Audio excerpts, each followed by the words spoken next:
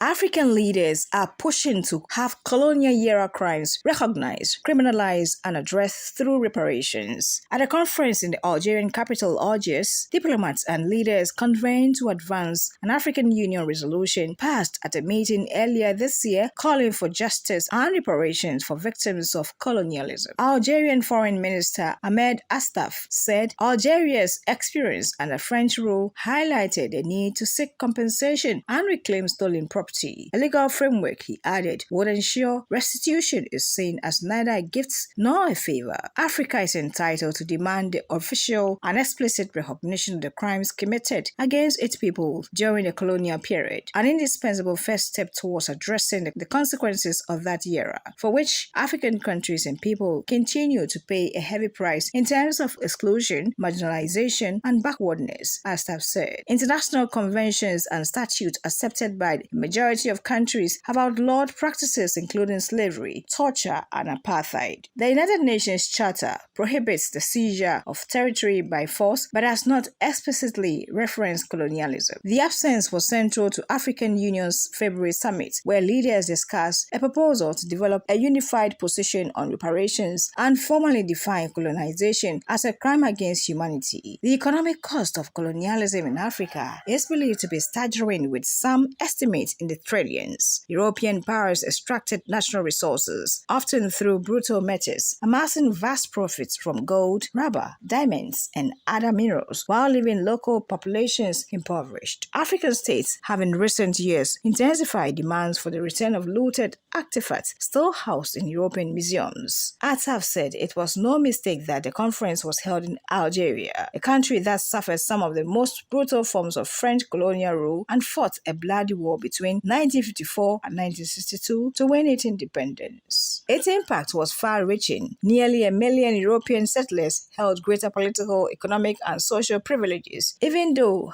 Algeria was legally part of France and its men were conscripted during the Second World War. Hundreds of thousands of people died in the country's revolution, during which French forces tortured detainees, disappeared suspects, and devastated villages as part of counter-insurgency strategy to maintain their grip on power. Our continent retains the example of Algeria's bitter ordeal as a rare model, almost without equivalent in history, in its nature, its logic, and its practices, Ataf said. Algeria's experience has long informed its position on the disputed Western Sahara, a former Spanish colony claimed by neighboring Morocco and pro-independence Polisario France. Ataf on Sunday framed it as a case of unfinished decolonization, echoing the African Union's former stance, even as a growing number of member states have moved to support Morocco's claim to the territory. He called it Africa's last colony and lauded the indigenous Sahrawis' fight to assert their legitimate and legal right to self-determination as affirmed and continuously reaffirmed by the international legality and the UN doctrine on decolonization. Algeria has for decades pressed for colonization to be tackled through international law, even as its leaders tread carefully to avoid inflaming tensions with France, where the war's legacy remains politically sensitive. French President Emmanuel Macron in 2017 described elements of the history as a crime against humanity, but stopped short of issuing an official apology, but rather implored Algerians not to dwell on its past injustices. Mohamed Ariskid Farid, a member of Algeria's parliament, told the media that the compensation had to be more than symbolic, noting Algerian artifacts looted by France have yet to be returned. That includes Baba Mezo, a 16th century canoe that remains in Brest. Earlier in November, it was reported on similar calls in the Caribbean, with a delegation from the body leading that regional slavery reparations movement preparing to visit the UK to advocate on its issue. Caribbean governments have also been calling for recognition of the lasting legacy of colonialism and enslavement, reparative justice from former colonizers, including a full formal apology and formal financial reparations.